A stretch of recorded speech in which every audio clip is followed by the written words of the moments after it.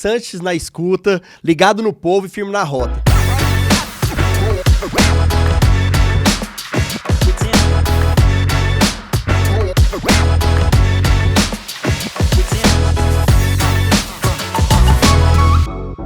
Trouxe uma grande amiga que eu admiro muito, pecuarista, médica veterinária, palestrante, uma grande referência profissional, pessoal e principalmente para as mulheres. Estou aqui com a minha amiga Anita Bufaisal. Agradeço muito a sua presença e vamos começar aqui também com a sua história. Você é uma referência na agropecuária e a sua história é uma história de muito trauma, superação, vitória, inovação. E eu queria começar também, para as pessoas conhecerem a Anita Bufaisal, começar dos seus avós, da história toda da sua família, como que chegou na grande fazenda Limoeiro, começar falando da sua avó, que traz seu nome, né, que você vem da dona Anita, e também do seu Vivaldo, que eles eram viúvos, se encontraram, já tiveram uma história muito bonita, e daí começou a pecuária na sua família. Como que foi esse começo dessa história dos dois? Primeiro, obrigada, parabéns pelo novo projeto, fiquei muito feliz quando você me ligou. Eu não tinha como falar não, porque assim, eu torço muito, fico muito feliz de ver a jornada que você tem construído, uma pessoa que eu admiro, respeito, sei, né, dos seus valores, do seu caráter, e é muito bom a gente ter representantes desse calibre aí. Então, você sempre vai ter meu apoio, não só pela nossa amizade, mas também por tudo que você tem construído. Você e sua família, que eu gosto tanto. Então, minha família, a raiz é da pecuária, né? Meu avô e minha avó, quando se conheceram, ambos eram viúvos, já estavam, assim, com as vidas um pouco mais encaminhadas, mas ambos vinham já da pecuária. Meu avô era boiadeiro. Naquele tempo, as pessoas compravam os animais em barretos e tal, e traziam, né, nas comitivas, que eram meses, né? E meu avô era esse boiadeiro que trazia boi de comitiva de São Paulo para Minas Gerais e depois para Goiás e tal. E ele ficava indo e voltando, comprando animais, fazendo essa catira de gado e transportando gado. O pai dele era fazendeiro já em Minas Gerais, então ele sempre viveu esse mundo, e minha avó também era de uma família de fazendeiro aqui em Goiás, em Buriti Alegre. Então, quando eles se conheceram, foi nessas do Vivaldo boiadeiro, passando por Buriti. O meu avô era uma pessoa muito boa, muito trabalhadora, entendia muito dos animais, de gado, gostava muito daquilo, mas faltava um incentivador ali, uma visão mais empresarial. Eu acho que minha avó deu isso para ele. Ela conseguiu ir atrás de um sócio investidor naquela época. Aí ele foi vindo mais para o interior de Goiás, chegou em São Luís de Montes Belos e começou a história da Fazenda Limoeiro, os dois juntos, os dois sozinhos na fazenda. Compraram um alqueiro e poucos litros de terra na época. E daí, juntos, construíram que hoje a gente está aí há mais de 70 anos do Nelore Limoeiro. Eu acho muito interessante sobre a história sua, que é muito bonita, e como ela foi formada, né? Então, seus avós começaram essa construção, e você sempre fala que a sua mãe não gostava da terra no começo. E aí procurou e conheceu seu pai, engenheiro, Eduardo Bufaisal, e ele também não gostava de terra até então. Mas ele não conhecia. Não conhecia. Mas aí seu avô convenceu ele a gostar. Como que é a história depois que passa do seu pai para sua mãe, essa continuidade da sua história e dos seus pais? Não, foi bem natural. Minha mãe, filha de fazendeiro, assim como eu, até minha filha hoje, né? Eu tenho uma filha de 13 anos que ela também fala, não quero ir para fazenda, né? E minha mãe também falava, não gosto de ir para fazenda, morou muito tempo na fazenda quando era criança, depois ficava... E ela falava, não quero fazenda, vou casar com alguém que não tem nada a ver com fazenda. E casou, de fato, com meu pai, que não era fazendeiro, era engenheiro civil, a família do meu pai tinha já uma história também com imobiliária, outro ramo. Só que o destino, ele é assim, Deus, né, escreve os nossos caminhos. O meu pai e meu avô, o sogro, né, se deram muito bem, assim, não era um sogro e um genro, eram filhos, assim, sabe? Eles tinham uma conexão muito forte. E meu pai e meu avô não se desgrudavam mais, e meu pai acabou se apaixonando pelo mundo do sogro e começou a fazer tudo com ele, ir nas fazendas com ele e tal, e começou a amar muito esse mundo. Aí, primeiro, o meu avô deu um pedaço de terra para ele lá no Mato Grosso, que ele começou a cuidar. Depois ele comprou terra dele. Aí meu avô já era sempre envolvido com o Nelore. O meu pai fez uma chácara aqui perto de Goiânia, saída para Goianira, que ele criou um projeto que era o Leilão Limoeiro, que ele criou todas as baias, ele desenhou tudo, como é que ele iria fazer aquele leilão. Ele imaginou o leilão, ele fez todas as estruturas assim, do leilão pensado no negócio do sogro, assim. Anita, eu te considero assim uma referência muito grande para as mulheres, de força, de profissionalismo, e pessoalmente também, como esposa, como mãe, mas a sua história, ela tem um limiar ali de trauma, de tragédia, e que vocês transformaram em uma união muito forte. Seu pai faleceu num acidente de avião, quando você era muito jovem, 11 anos. O seu irmão Elias, que virou o esteio da família, muito inteligente, fala que era uma pessoa acima da média, também faleceu com 22 anos. E em um determinado momento, as mulheres da família se viram na condição de tomar a rédea do negócio da Fazenda Limoeiro. Eu te considero uma grande referência, mas eu queria falar, talvez, da sua grande referência, da sua mãe, da Dona Irene. Como que foi essa construção? Porque, realmente, perder marido e filho para uma mãe não deve ser fácil. Mas ela teve que tocar a vida e hoje tem uma vida de sucesso profissional e uma família maravilhosa que ela construiu com netos também. Fala um pouquinho da Dona Irene. Realmente aconteceram várias tragédias, mas assim, já foi o tempo que eu passava assim, nossa, por que comigo? Porque a vida, ela é isso, né? Às vezes comigo aconteceu um pouquinho antes, né? Aconteceu um pouco mais precoce. Mas as tragédias, e a gente está nessa vida, a vida de fato é um sopro e tudo pode acontecer a qualquer momento. O grande diferencial que a gente tinha, tanto eu quanto a minha mãe, é que a minha avó, né, a Dona Anita, que é a que eu levo o nome dela, ela sempre foi uma grande referência mesmo. Que mesmo quando o meu avô e ela estavam sempre juntos, mas o meu avô saía para o mundo. E naquele tempo tinha que sair mesmo, assim, né? E não tinha telefone, era rádio amador, toda aquela coisa. E minha avó tomava conta da fazenda sozinha. Muito tempo, enquanto meu avô estava fora. E era ela. E assim, eu sempre vi minha avó tomando conta de tudo. Ela sabia de tudo que estava acontecendo. E depois, quando meu pai faleceu, eu vi minha mãe assumir esse papel que eu já tinha assistido minha avó. E também, com certeza, para minha mãe, não, assim, óbvio que foi difícil por toda a dor, por toda a tragédia que estava vivendo, mas ocupar aquele papel para ela não era um bicho de 7 cabeças, porque ela tinha visto a mãe dela também. Mesmo que tinha o meu avô ao lado, o operacional, a minha avó sempre fez, minha mãe continuou fazendo. Durante um bom tempo ela teve meu avô ao lado dela também, mesmo depois que meu irmão faleceu. O meu avô sempre foi uma estrutura muito grande de sensatez, de colocar a gente equilibrar, né? Às vezes quando o negócio não está indo muito bem, de trazer a ponderação para o negócio. Meu avô tinha isso muito forte nele. Às vezes eu confesso que tem horas que eu falo assim, ai meu Deus, será que eu vou conseguir e tal? Mas se eu lembro da minha mãe, eu lembro dela, eu não posso nem passar isso na minha cabeça.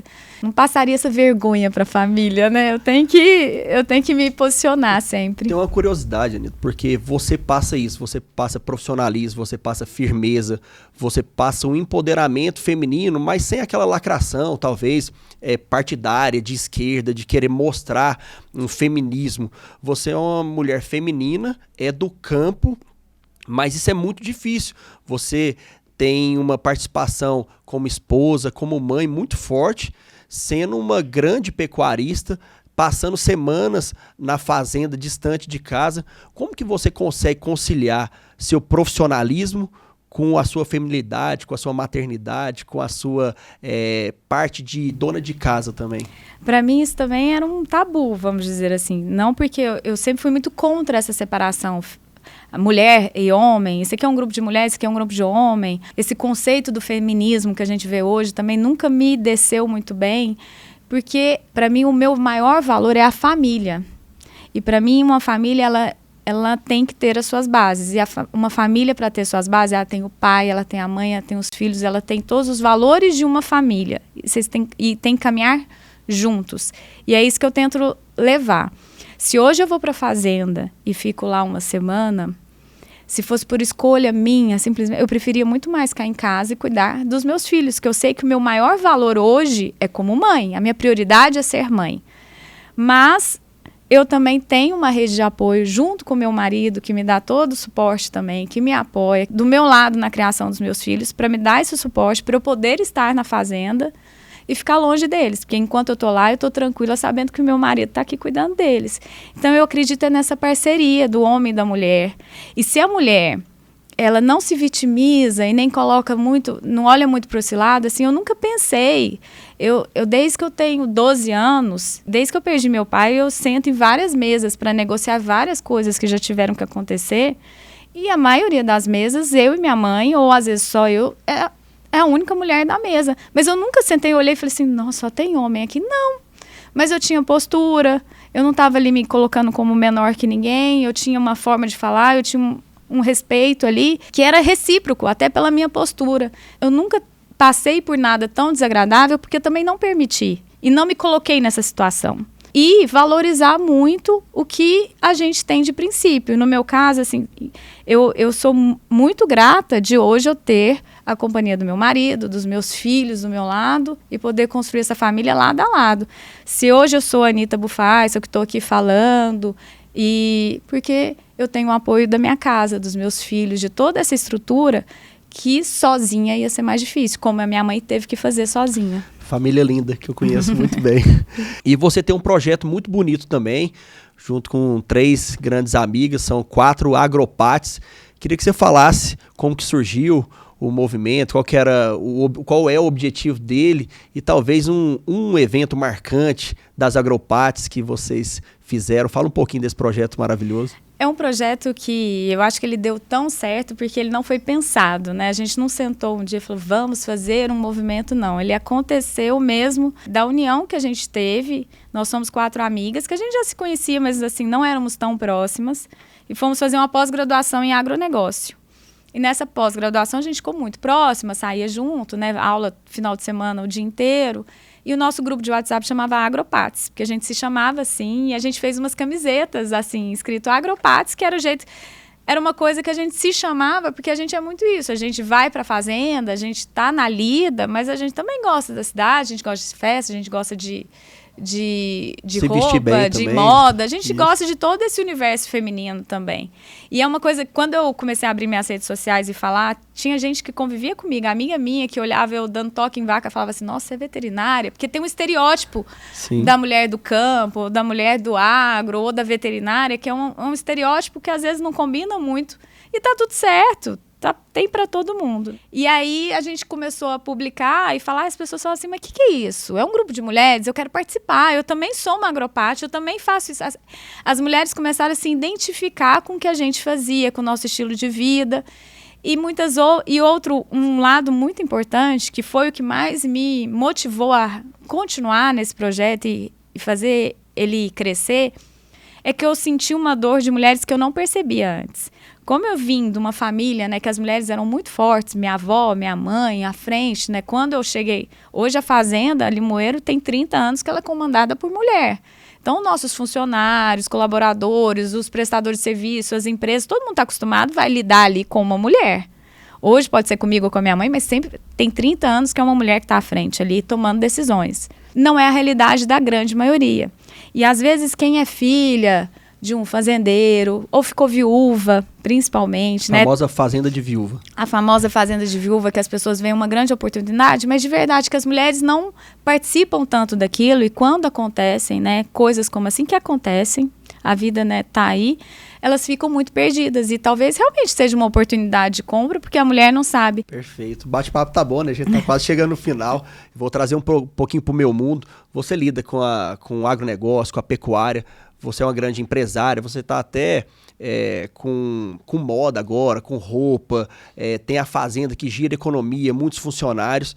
E, obviamente, você depende também do governo, depende de políticos. E eu estou começando uma nova carreira, né, como político. E eu tenho intenção também de inspirar outras pessoas para que entrem nesse mundo que é muito mal visto e que a gente está muito negligenciado, a gente tem que melhorar. Eu queria te perguntar, lógico, tirando quem vos fala, seu amigo, para não ser marmelada, mas quais qualidades, características você admira em um político E que você citasse, se você lembrasse, algum político que você gosta, já gostou, que você admira hoje em Goiás, porque eu acredito que quem está na tomada de decisão faz parte desse contexto todo, como o agronegócio. Então me fala um pouquinho desse mundo político, o que você espera dos políticos, quem que você admira? Você pediu para eu falar de você, mas eu preciso falar uma coisa que você foi falando assim. A política é algo que já nos deixou muito desanimados, né? Desgostosos mesmo, diante de tudo que vem acontecendo, né? Você ensina seu filho a não roubar, de repente você vê, cara, né? Você fala, roubar é errado, mas o cara tá ali. Então, a política nos desanimou muito. Mas o que a política tem nos animado nos últimos tempos? Políticos novos, que chegaram também com uma sede, com uma vontade de falar, com uma ferramenta na mão que antes não existia, que era a internet, as redes sociais, né, o apoio. Hoje a comunicação, ela está muito mais... Democrática, essa é a palavra, porque estava sempre nas mãos, né, de grandes, né, mídias e tal, que colocavam ali, eles colocam e tiram quem eles quiserem. Manipulavam a informação. E agora a gente está vendo um cenário diferente. Esse cenário mudar e muito com esses jovens políticos e pessoas até que vêm de outras frentes, né, como você, que tem uma carreira já brilhante, consolidada, né, dentro da Polícia Federal. Você começar essa nova carreira, você tem todo o meu respeito e minha admiração, assim, torci muito, fiz campanha para você, porque eu acredito em pessoas assim, que têm caráter, que têm uma família, que sabe o que é, tem Deus no coração. Porque se a gente não tem esse lastro para trás, como a gente tem visto esses políticos que não tem lastro de nada, né? Vende o pai e a mãe e tá tudo certo, vende o filho e tá tudo certo. Então, a gente precisa de políticos que tenham lastros. Então, não tem como não citar seu nome. E esses políticos novos que estão chegando dessa nova geração, que estão usando tão bem as redes sociais, para colocar ali um ponto de vista bem diferente, né? E colocar os pingos mesmos nos is de fatos que são passados como bem entendem. Então, isso é uma coisa na política hoje que, apesar dela ter nos desanimado um pouco, ela nos anima daqui para frente, porque programas como esse, né, que você traz comunicação e vai ter de direita, vai ter de esquerda, vai ter do fulano, do ciclano, do beltrano, mas as pessoas podem ouvir e ter o seu discernimento de tomar as suas decisões por elas mesmas e não escutar uma opinião de um jornalista que está fazendo, né, papel de assessoria de um político, enfim. Então isso eu tenho que falar. Você, eu já falei... Marmelada já. Não, mas é de coração, não falaria se não fosse. Eu convivi muito com meu avô Vivaldo, né? Assim, eu tive o privilégio, eu perdi meu pai muito cedo, mas eu tive o privilégio de ter um avô que foi um pai e que eu convivi muito com ele, assim, todos os dias. Ele morou comigo muito tempo também. E ele me falava do Otávio Lage com muito respeito. E uma das coisas que ele me marcou, que ele falava, quando... você foi me perguntando, foi a pessoa que me marcou, que ele falava assim, que quando ele foi governador, uma das coisas que ele fez, ele chamou o meu avô, o Constantino e o Iron Gomes, que eram os 3 grandes fazendeiros que tinham aqui, que tinham essa parte do Nelore, e falou assim, o que a área de vocês está precisando para melhorar? O que a gente pode fazer no seu setor para melhorar? Isso ele fez com a parte do agro, de fazendeiro, de pecuária, com meu avô. Mas ele fez isso em vários outros setores. Eu estou contando o que eu vi do meu avô. Mas eu sei que ele fez isso com outros setores, da indústria, do não sei o que, não sei o que. Isso promoveu, ele ouviu as dores de cada setor e fez sim e aconteceu. Ele melhorou a questão da estrada, de todas as dores que eles tinham de estrada, até as próprias exposições de interior. Ele ajudou a promover tudo isso na época. Então, ouvir a dor, eu acho que hoje às vezes falta, é muito um discurso de campanha e na hora H não ouve a dor de quem precisa. Anitta, o papo foi bom demais, passa rápido, né? Eu falo muito. Não, foi maravilhoso, fiquei muito feliz. Aqui nós falamos do agro, nós falamos de empoderamento feminino, nós falamos de conservadorismo, de família. de inovação, de ajudar mulheres no ramo do agronegócio, falamos de política, e acredito que a ideia é essa, é um papo com uma grande amiga, uma mulher que é uma referência, tanto como esposa, mãe, empreendedora, pecuarista. Fico muito feliz, obrigado pela participação, fico honrado, obrigado pela participação. Sucesso, você merece, parabéns. Obrigada pelo convite, mais uma vez. Sérgio na escuta, ligado no povo e firme na rota. Espero vocês aqui na TV Capital, todo sábado e domingo, 17h30. É isso? Bora!